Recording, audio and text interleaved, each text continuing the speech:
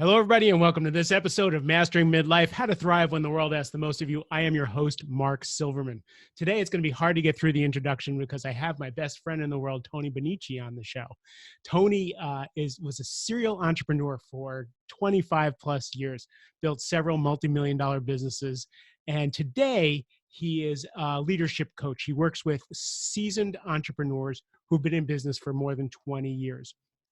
He also runs a group men's program called Zen Men, which I've been part of, that helps men reach their potential in all areas of their lives. It's really cool. We may talk about that at the end. He's a father of two incredible boys, husband to Amber, his beautiful wife. And like I said, he's one of my best friends in the entire world, and I'm glad to have him here. Tony, thanks for being here. Oh, it's my honor and pleasure. Definitely. Thank you. I'm so excited I get to share you with my audience. I am so excited. People get to be privy to the conversations you and I have every day, right? Yeah, that's beautiful. So, Tony, so one of the reasons, I was talking about how you fit before we got on recording, why you fit on the podcast is because you work with entrepreneurs who've been in business for a while, right? So they've been successful or they've been treading water, it doesn't really matter, but they've been grinding it out for a while. And one of the things that you say is that they're basically working at when you run into people and you talk to them, they're working at 50% of their potential. Mm-hmm.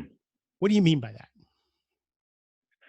So what I mean by when entrepreneurs that are operating at 50% of their potential or capacity is that they've been in the grind or being entrepreneurs for the amount of time that they've been in their company, and that they don't have, for me, that like I didn't have to try as hard to actually produce or be like on my edge. And so it looked good to everybody around me that I was a successful entrepreneur. I had all these businesses, and deep inside there was something in me that was like, it's my little secret that I'm really not trying. I'm really not putting that extra edge or being on my edge. I've gotten so good at it that I can go through this kind of almost at a numb state of running a business. Just go back and can you define what you mean by being on your edge? Yeah, so being on my edge as an entrepreneur is either being innovative or mixing things up that aren't the status quo. That, once all my systems get into place and everything, that the companies will run, but then how do I go to the next step? Once, people will say, like, once you have a website that is outdated, like that, to be able to have a company that's not outdated, that is like really still on the cutting edge of what it is all about as a company, and to mix up and to bring a life to it that can really spark the next generation of the company.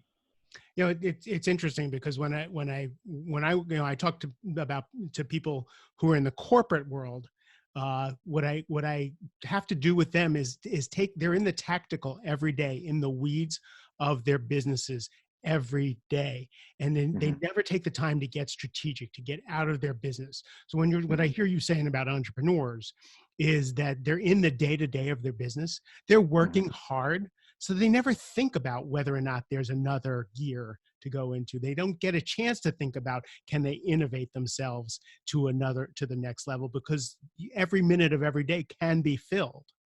So you think you're working at 100% capacity until you're confronted with, oh, there is another gear that you can go to. Yes. Yeah, definitely. So that's the one area of having entrepreneurs tap into that, that other 50%. And then I talk about the third or fourth act in entrepreneurs, because me, as being in business, like every 10 years, I would maybe open another business or shift into a different area of business. So what is the next thing? It's like, maybe I've had clients that are transitioning out of business, going on to mission or legacy work. And what's that like to go into something that, if you've been in the same industry for 20, 30 years, and then saying, okay, it's time to transition out or to sell. And what does that next act or thing look like for me as an entrepreneur?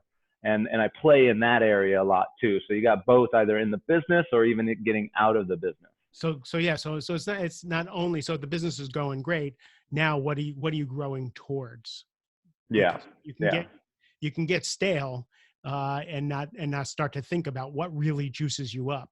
And that's another thing, you and I are always talking about, when being on our edge, doing things that scare us a little bit, or that are Yeah. just a little too big for us to even comprehend. And we surround ourselves with people who keep us, as you use the word, on our edge, so that we're always growing. We're always a little bit off balance. So when you Yeah. talk to people, and their businesses are going just fine and dandy, you're like, so what's next for you? And what's a question that you would ask someone? You're sitting in Starbucks and having coffee with someone. What's a question you would ask that would get that conversation going?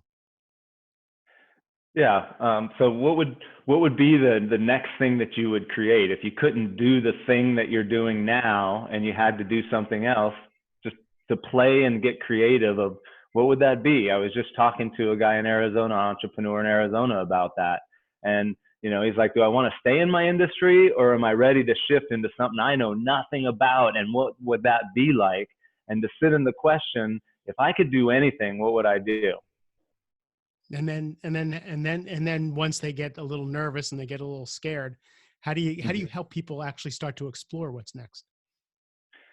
So we'll start to actually give words, or play with things that they like, things that make them feel good, in their body more than up here in their mind. That something that like gives me chicken skin, or like goosebumps. We call them chicken skin as Hawaiian over here. And so something that brings maybe some fear to you, or like question, but it's like intriguing. Those kind of ideas of what that would be like. And for me, like that as an entrepreneur was like a question that I could create businesses, but really stepping into my legacy work or mission work of what is it going to be for me was one of those questions that I had to sit with for a while, and do a lot of writing. And I could feel in my body like this, this fear and excitement that was at a place that I hadn't experienced before when I started talking about education. And when I really started to look at education, you've been on this journey with me about leaning into my mission work about being a change maker in education.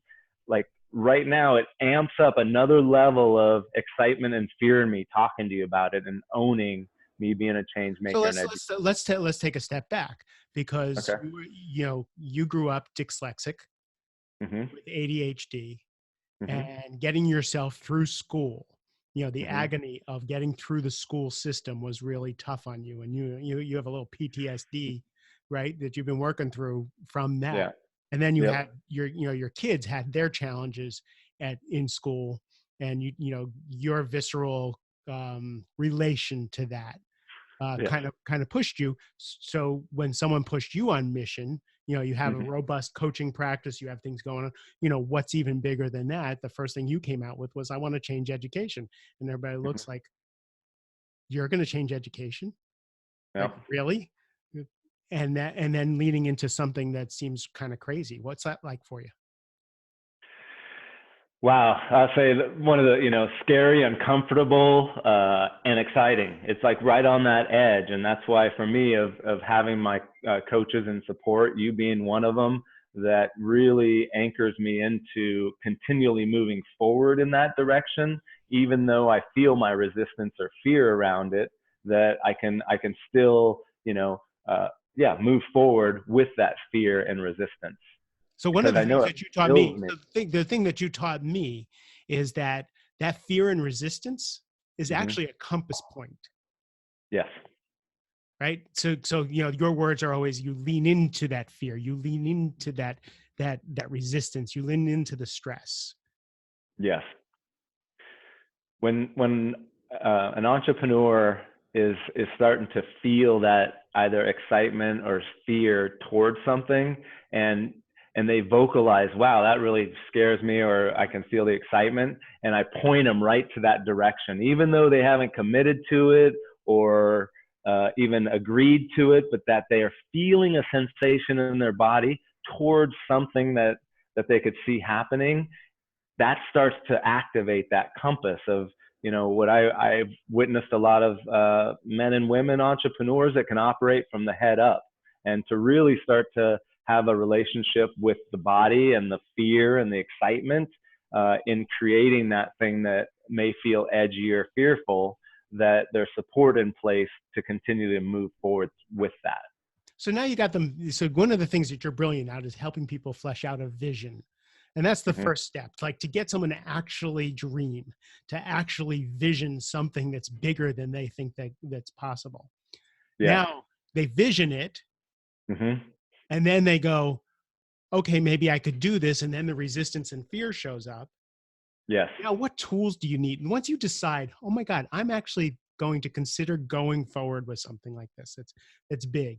What are the tools that people need in order to move forward? So as soon as you start to be able to feel a vision and then give it some articulation, usually when a vision that will bring, like, my ego will say hell no, and my body will say yes. And that might be a little hard to understand for some people. I want to be clear on that when I get excited in my gut instinct, that my mind will say, well, you shouldn't do that. You should just keep doing what you're doing. And so that I want to be able to listen to that. Let me see if I can make it real for people, because I've experienced, firsthand when you've done it with me, is my mind is, I'm too small to do that. I can't do that. It's bigger than me. Someone else should do it. I'm not the right guy. And my body and my gut is like, oh my God, that's been my dream forever. I would love to do that. My body is like just kind of all excited by it, and my head's putting a damper on it. Is that what you're talking about? Yes, thank you. That is what I'm talking about. Yes. So from that point, then to be able to start to create the vision as if it was already done. Right. That's the brilliant. That's the brilliance of part of your process.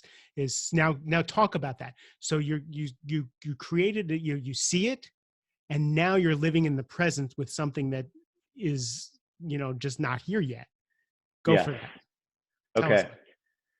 So the being able to articulate from thinking that vision and get it really clear puts a clear vision for not only the mind to start to be able to get used to, that it hasn't had that like to go point at, and the relationship between my mind and my body as I create something. The doubts, the questions, the fears that go on in the mind are going to be there when we move into something that may seem big or that hasn't happened yet. And as soon as I start putting it in the present, it triggers the mind to really question, why are you doing that? And that is not true. And that's like the first part that comes up in creating a vision, is your mind tells you you're bullshitting yourself. And so the practice of creating that vision in your mind, I have people visualize it twice a day, where after they've written it out on paper, that then they wake up in the morning and they see that vision of, for myself, that I see the first child walking across stage and looking at me saying, thank you for making that change in education. Thank you for taking that stand for me to go through this school. And I can feel my body warm up. I can feel that, like, I get goosebumps, that now my mind is seeing a vision of something that's happening in the future and giving me a sensation in my body, so that my mind and my body start to become on the same page on a daily basis. And I go to bed with that same practice, to see it and feel it in my body. And then you also check people's language, that they're talking in the present about what they're creating right now. That I am creating a school that changes the education system. Yes, I would even say I have created a school.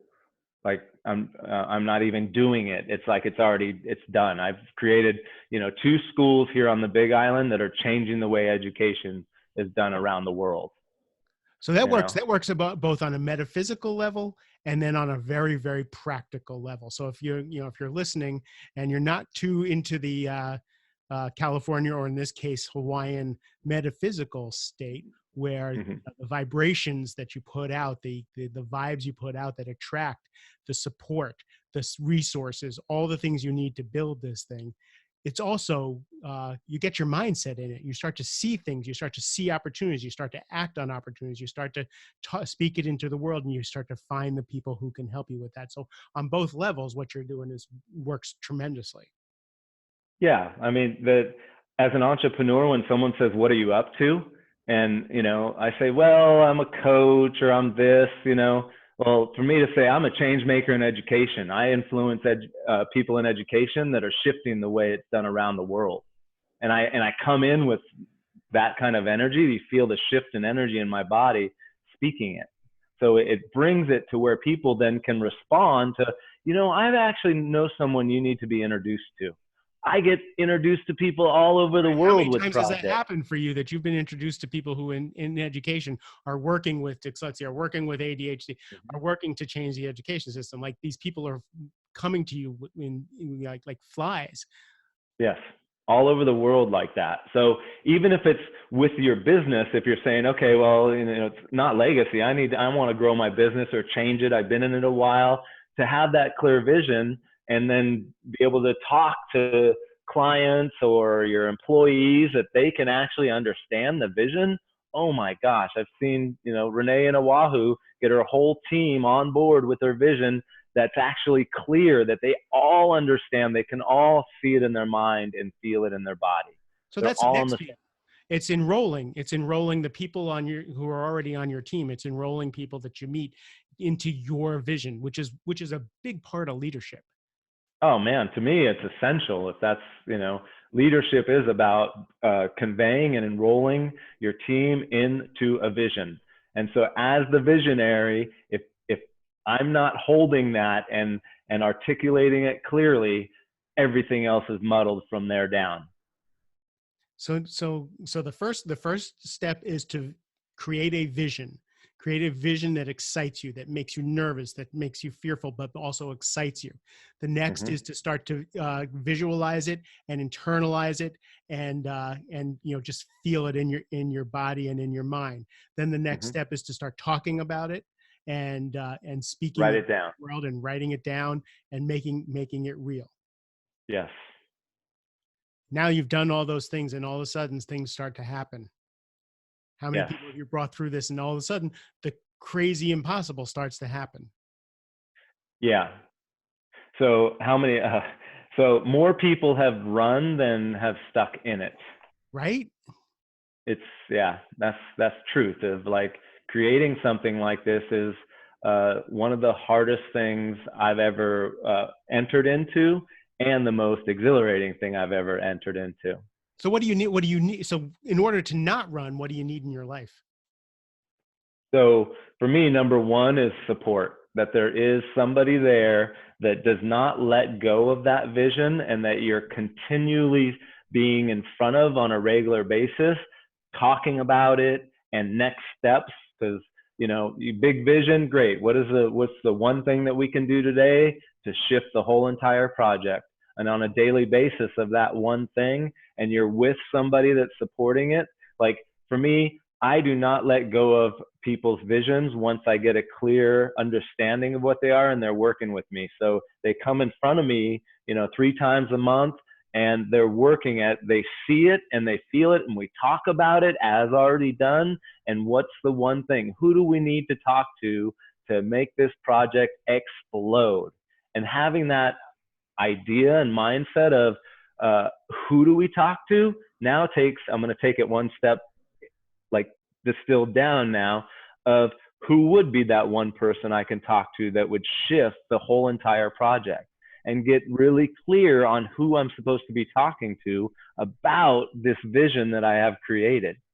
Because I was really good, and actually both of us were really good at talking to everybody about one of our workshops that we did here in Hawaii. And so that when we got focused on exactly who we wanted to talk to and got really clear on our ideal person there, then we had, 6, 7, 8, 10 people come, boom, right away. But until we got clear on it, we weren't able to ask for that exact person. Right. So that's like the step under, like, then who do I talk to get to that place? Because everybody doesn't have that. I've watched this happen over and over with you and the people that you support. And I've also seen it with me, is when you ask, what's that one person you can talk to? What's that one action you can do that will make all the dominoes fall? All of a sudden miracles start to happen. And people are like, how did that happen? And you're like, because you did the thing. Yes. You did the thing you were scared of. You called the person you didn't want to call. You followed the instructions. Yep. So another piece of the 50% that I love is, because you're all about the whole person. You left a lot of your businesses specifically so you could build an entire life, a relationship with your wife, a relationship with your family and your boys, and then a relationship with yourself, so that you could get your physical self back and your spiritual self back. Talk about because for me, that's really helped me in looking at every piece of my life, my spiritual, my business, my physical, and my relationship. Yeah. Those four right there that you just described, I call that to be like an integrated leader. To be a leader that back in my 20s and 30s, that being an entrepreneur right here, and then spiritual relationships and my health, I grew the businesses but didn't bring this side up with the businesses. And then I tried it the other way, and it was like, wow, I'm not making any money, but I'm really healthy and have these great relationships. So to be an integrated leader is, how do we bring the company and relationships, spiritual practice, and working on ourselves up at the same time the company grows? Because I see more entrepreneurs that are super successful and miserable, or they're in the best shape of their life and they don't have any money. One of the things I watch you do in Zen Men is you have people commit to some sort of physical competition or some sort of physical goal, and then you watch their businesses grow out of that, right? And it's really kind of breathtaking to watch that. Yeah, seasoned entrepreneurs, it's interesting is that most of the time, by focusing on their physical body, relationships, and spiritual practice, and creating things that are edgy or fearful in those three, are actually the key to unlocking growth in the company. That they shift this side of themselves spiritually. They sit down for 1 minute a day and be silent to start, to create that space in their life. And magically, their company expands and grows like they've never experienced it. They have relationships with their employees that they hadn't experienced before. They find out their spouse's names or their kids' names because they take time. But by focusing on spiritual relationships and your body, that those areas will actually excel your company. And so I'll point to these sides first. For an entrepreneur that's rocking their business, and say, hey, what about these? What if these were the same as your business? And I'll say, most of the time, this area, it needs some fine tuning. So if people want to find out more about this, where can they go? So you can go to TonyBonnici.com is the easiest way to reach me, and we can put it in the link below. So I'll put everything in the show notes. I just want to talk about it, and you can find out about the 4 quadrants where you talk about the integrated leader there also, right? Yes, that's correct. Wow, brilliant. So Tony, I want to thank you for being in my corner. I am a better man, a better entrepreneur, a better coach, and definitely a more spiritually deep human being because of all that you've taught me. Invaluable. Thank you, Mark. It's been my honor and pleasure. This has Right. been fun. All right. Well, thanks for sharing your brilliance. And to everybody else, thank you for giving me your time and attention. I love you. Have a great rest of the day and go work on that vision. Aloha.